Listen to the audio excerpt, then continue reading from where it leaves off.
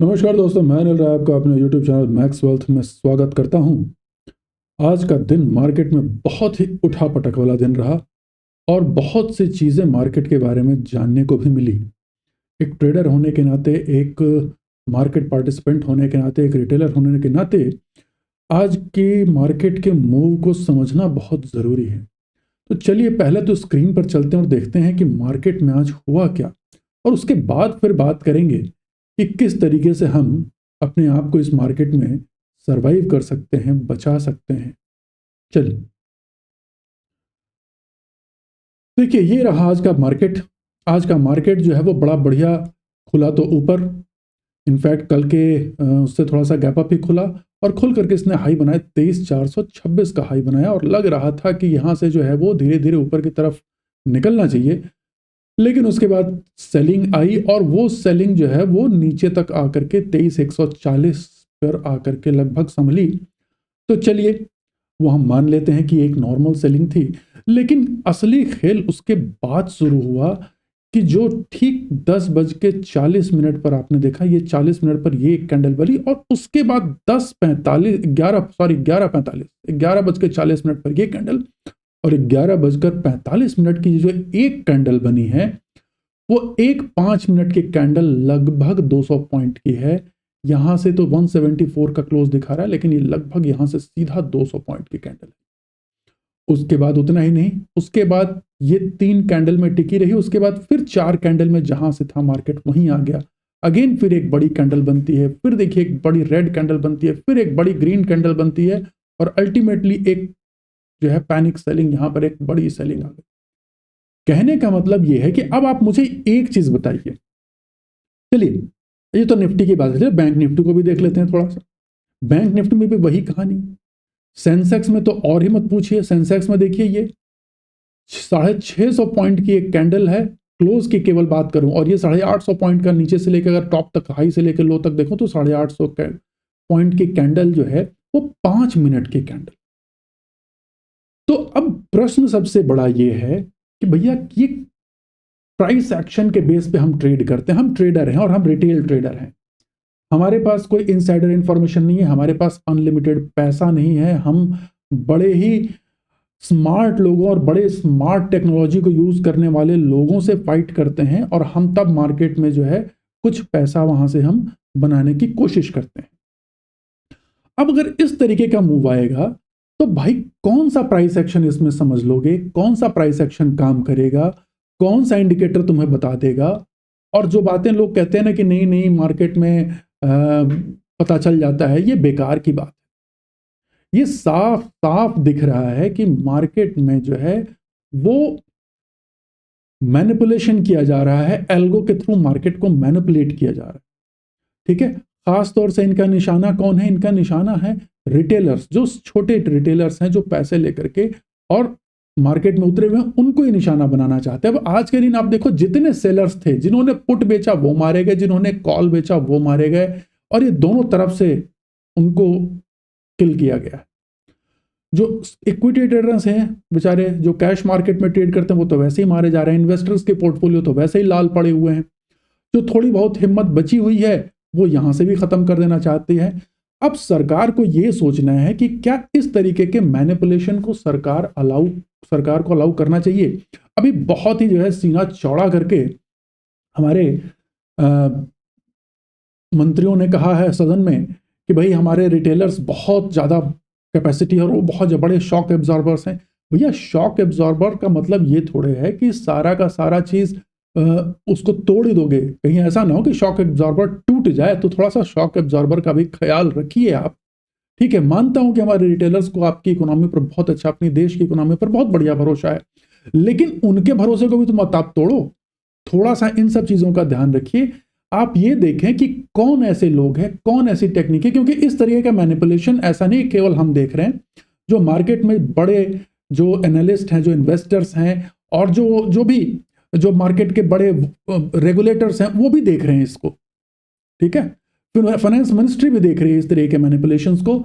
और ये ऐसा नहीं है कि वो 5 मिनट की कैंडल में जो है 600 700 पॉइंट का मूव आ रहा है और उनको लग रहा है कि ये सब नॉर्मल है। ऐसा नहीं है, ये नॉर्मल नहीं है। ठीक है ना। तो थोड़ा सा इसका ध्यान रखें। अभी डायरेक्ट टैक्स कलेक्शन में न्यूज आई कि एसटीटी से सबसे ज्यादा कलेक्शन हुआ है और ये कलेक्शन सबसे ज्यादा बढ़ा है। ठीक है, तो भैया जब आपको ये कलेक्शन मिल रहा है तो कहते हैं ना, अपनी जो जहां से आपको सोने का अंडा मिल रहा है ना, उस मुर्गी को मत मारिए। रिटेल इन्वेस्टर्स के जो उनके जो ट्रेडर्स हैं उनको मत मारिए। इंडिया में स्टॉक मार्केट ट्रेडिंग अभी बिल्कुल नेसेंट स्टेज में है, बिल्कुल अभी शुरुआती दौर में है।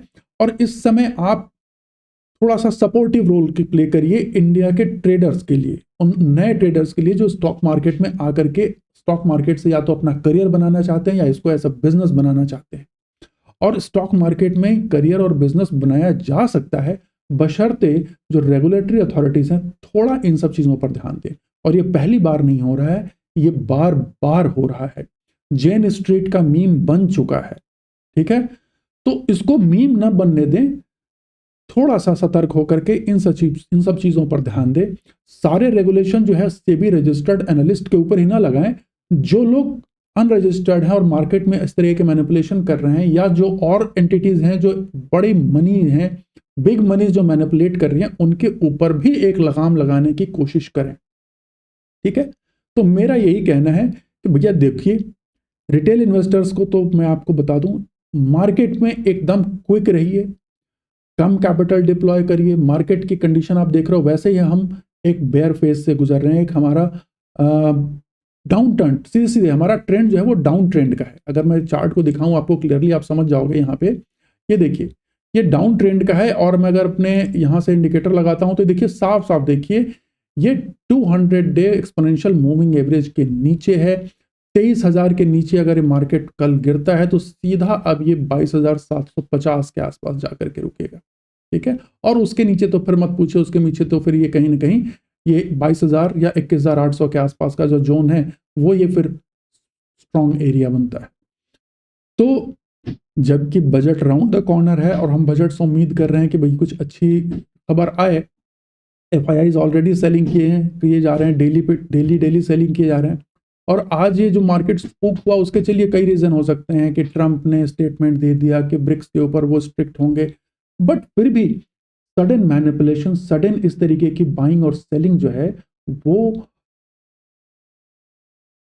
पॉसिबल, रिटेलर्स को लिए पचा पाना पॉसिबल नहीं है।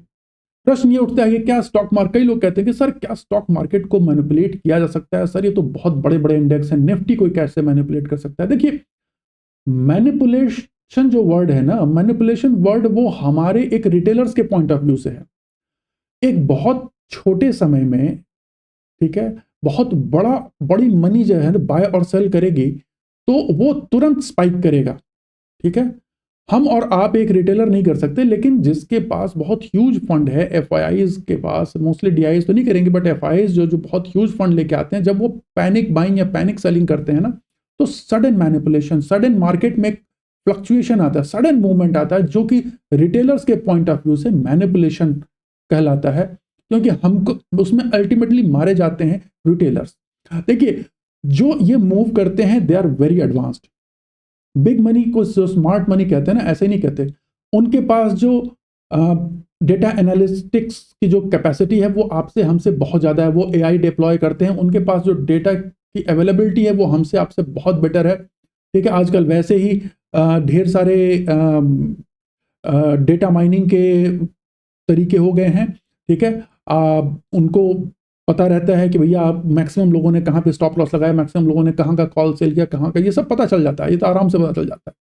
अब उसके बाद उनको केवल और केवल अपने कैलकुलेशन से, क्योंकि वो जो ऑर्डर देते हैं वो मैनुअली नहीं देते, हमको आपको ऑर्डर देने में बहुत टाइम लगेगा, वो फ्रैक्शंस ऑफ सेकंड्स में उनके ऑर्डर जो है वो ज्योमेट्रिकल रेट से बढ़ते हैं और वो वहां पे टॉप पे प्रॉफिट बुक करके निकल भी जाएंगे। ठीक है, फिर मार्केट गिर के वहीं आ जाएगा जहां पे था। तो इस तरीके की जो टेक्नोलॉजीज हैं, इसके अगेंस्ट, मतलब ये तो वो बात हो गई कि रिटेलर जो है वो बेचारा डंडा और लाठी लेकर के लड़ने निकला है और सामने आगे भैया पैटर्न टैंक लेके, तो यार ये कौन सा फेयर गेम हुआ? ठीक है, तो ये जो है इसको बचिए इससे। रेगुलेशन जो है, गवर्नमेंट को जो रेगुलेटरी अथॉरिटीज हैं उनको चाहिए कि रिटेलर्स के का थोड़ा ख्याल करें, एक फेयर गेम, एक फेयर लेवल का गेम बनाएं। ठीक है, और उसको सही तरीके से चलने दें, एटलीस्ट इस तरीके के मैनिपुलेशंस को स्टॉप करवाएं।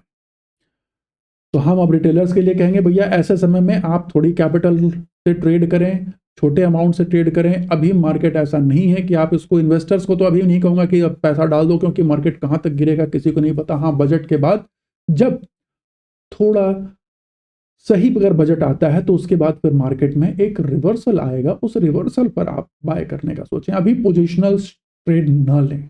ठीक है, तो आशा करता हूं ये वीडियो आपको अच्छा लगा होगा। अगर ये अच्छा लगा है तो इसे जरूर लाइक, सब्सक्राइब और शेयर करें। अगली वीडियो में फिर मिलता हूं, तब तक के लिए बहुत बहुत धन्यवाद। नमस्कार।